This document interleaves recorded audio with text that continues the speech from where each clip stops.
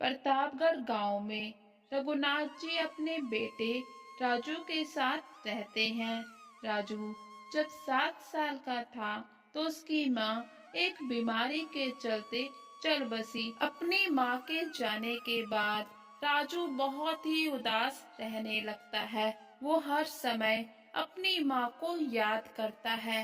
राजू दूसरे बच्चों के साथ खेलता नहीं है और ना ही पढ़ाई में उसका मन लगता है। उसको बस अपनी माँ की याद सताती रहती है। राजू की ये हालत अब रघुनाथ जी से देखी नहीं जाती। वो सोचते हैं क्यों ना वो दूसरी शादी कर ले तो घर में माँ आएगी, जिससे राजू की माँ की कमी पूरी हो जाएगी और राजू पहले की तरह हंसने खेलने लगेगा। फिर कुछ समय बीतने के बाद रघुनाथ जी राजेश्वरी नाम की एक औरत से शादी करके उसे घर ले आते हैं। वो राजेश्वरी को राजू से मिलवाते हैं और राजू को बताते हैं कि ये तुम्हारी नई माँ है।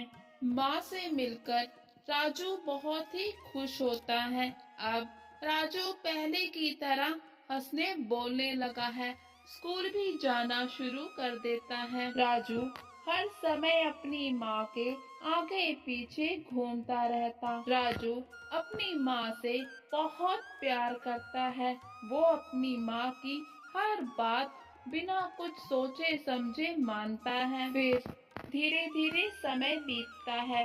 बीतते समय के साथ राजेश्वरी का असली चेहरा भी सामने आने लगता है। राजेश्वरी राजू को स्कूल जाने नहीं देती ताकि वो अनपढ़ रहे और उसे अच्छे बुरे सही गलत की पहचान ना हो सके, ताकि फिर वो उसका फायदा उठा सके और उसकी सारी जायदाद अपने नाम कर सके। लेकिन जब इन सभी बातों का पता रघुनाथ जी को चलता है तो वो राजेश्वरी के पास आते हैं और बहुत गुस्सा होते हैं कि वो राजू को स्कूल जाने क्यों नहीं दे रही। लेकिन राजेश्वरी एक ऐसी चाल चलती है जिससे वो रघुनाथ जी को पागल साबित कर देती है और उन्हें पागल खाने भेज देती है। अब राजू पूरी तरह से राजेश्वरी की मुट्ठी में होता है। वो अपनी माँ को एक देवी समझता है। दरअसल राजू के पिता रघुनाथ जी की वसीयत के हिसाब से राजू जब 25 वर्ष का हो जाएगा तो वो अपनी सभी संपत्ति का मालिक बन जाएगा।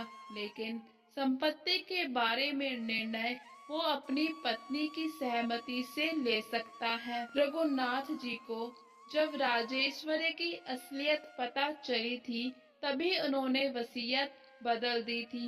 वो जानते थे कि राजू उस डायन को अपनी माँ समझता है और वो उसके अलावा किसी और की बात का विश्वास नहीं करेगा। इसलिए राजेश्वरी ने राजू को पढ़ने लिखने नहीं दिया ताकि उसे अच्छे बुरे की समझ ना हो और वो बड़ी आसानी से उसका फायदा उठा सके।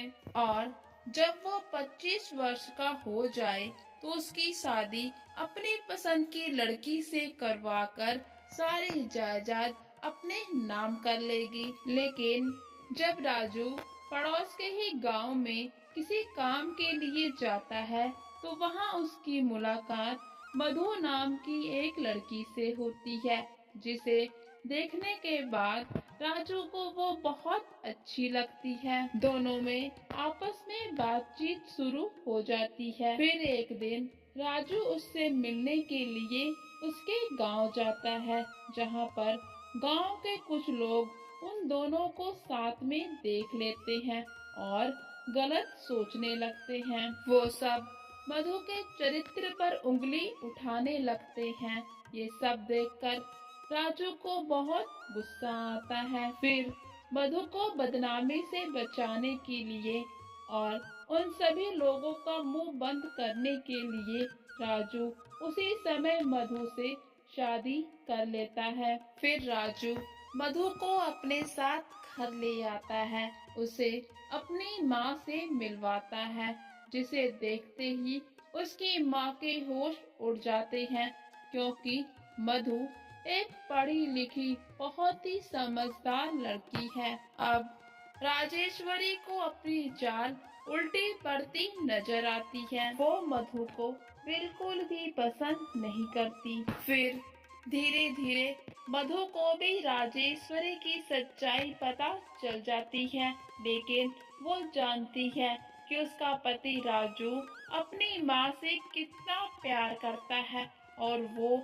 इतनी आसानी से उसकी बात का भरोसा नहीं करेगा। फिर एक दिन राजेश्वरी मधु के खाने में जहर मिला देती है, ताकि मधु उसे खाकर मर जाए और राजू फिर से उसके काबू में आ जाए। लेकिन राजेश्वरी को खाने में जहर मिलाते हुए घर का एक नौकर देख लेता है, जो जाकर मधु को सब कुछ बता देता है। और फिर जब राजू मधु को खाना खाने के लिए कहता है, तो मधु खाना खाने से मना कर देती है।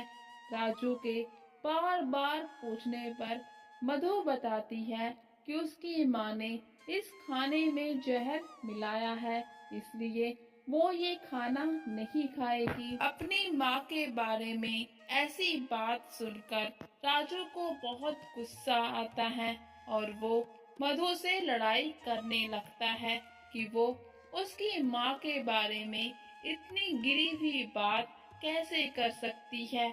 उसकी माँ भला खाने में जहर क्यों मिलाएगी। तो फिर मधु उसे सारी बात सच सच बता देती है कि कैसे उसने उसके पिताजी को पागल साबित कर दिया और कैसे उसको अनपढ़ रखा, ताकि वो उसका फायदा उठा सके। उसकी माँ उससे प्यार नहीं करती, बल्कि उसकी जायदाद से प्यार करती है। ये सब कुछ सुनकर राजू बहुत ही दुखी होता है और वो कहता है, मधु तुम चुप हो जाओ, अब एक शब्द भी मेरी माँ के बारे में मत बोलना।